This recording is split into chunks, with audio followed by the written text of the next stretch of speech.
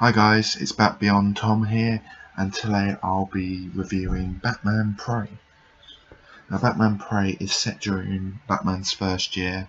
It's set straight after Tales of the Batman and the Mad Monk. Now Hugo Strange, who is the villain in the storyline, has started to take note of the Batman and how he's a vigilante and how he's using different methods compared to the police way, which he doesn't like. Obviously he's written here excellently. He's sadistic, he's egotistical and slightly mad for Batman. As the story progresses, his obsession leads to a dangerous path which causes much more aggravation for Batman. We see the police hunt him down, we see the police are willing to kill him. Eventually Hugo hypnotises Maxwell Court, who becomes the Night Scourge, to try and frame Batman for his crimes, and it even leads to the mayor's daughter being kidnapped. Now what else I like about this storyline is we have Catwoman cameo in here.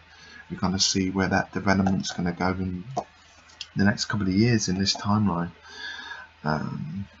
Also the relationship between Jim Gordon and Batman here. Obviously Batman Year One, it wasn't at that stage. Eventually it progressed, and at this point in the storyline Jim actually believes in Batman and what he stands for, and he's willing, even though he gets assigned to the Vigilante Task Force, which is all Hugo Strange's plan, he's not really wanting to take Batman down, which is understandable since at this time in obviously during Batman's first year, most of the GCPD are corrupt, and there's all that corruption going around the city.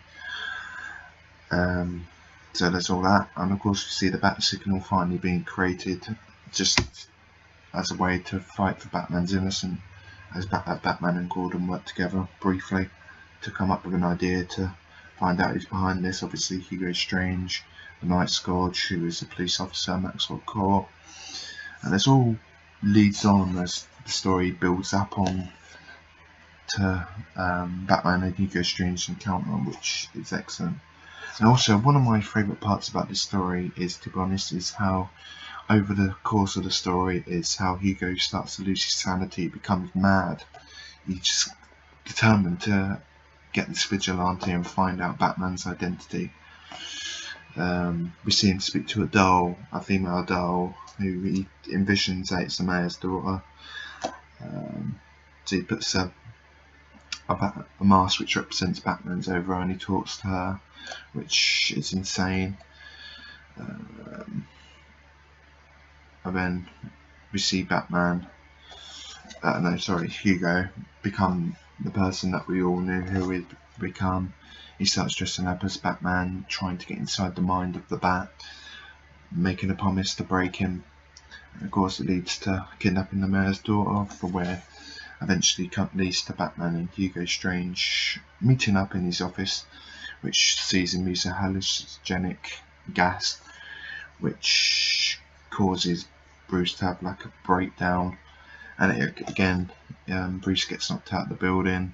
He shouts about his mum and dad, which leads to Hugo hearing, and Hugo has that to his advantage to try and locate Batman's identity. Of course we see after that there's a struggle between Batman knowing what's real. He sees images of his parents, which is very, very kind of graphic and powerful writing in this storyline.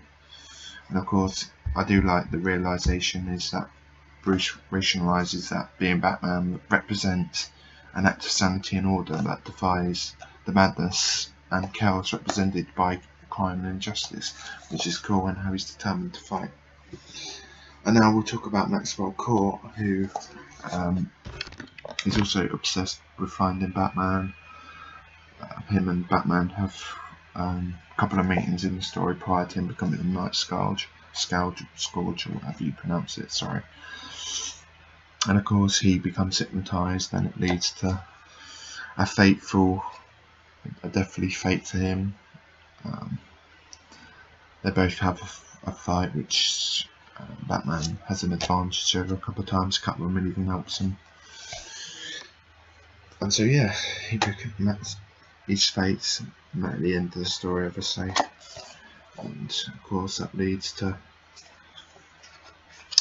of course, there's a Batmobile chase, which is cool. There's also signals the development of where Batman's going to be going after the story.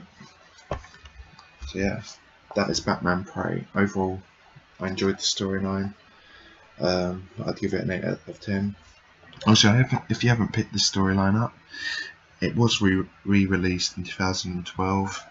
The front cover is basically that now, which is cool, rather than the old-fashioned front cover with Batman in red, which I'm not sure which one I like. I personally like both. So yeah, obviously this was released in the September at some point in 1990, so this is 26 years old. Quite an old story, but still it has enough in there to keep you going.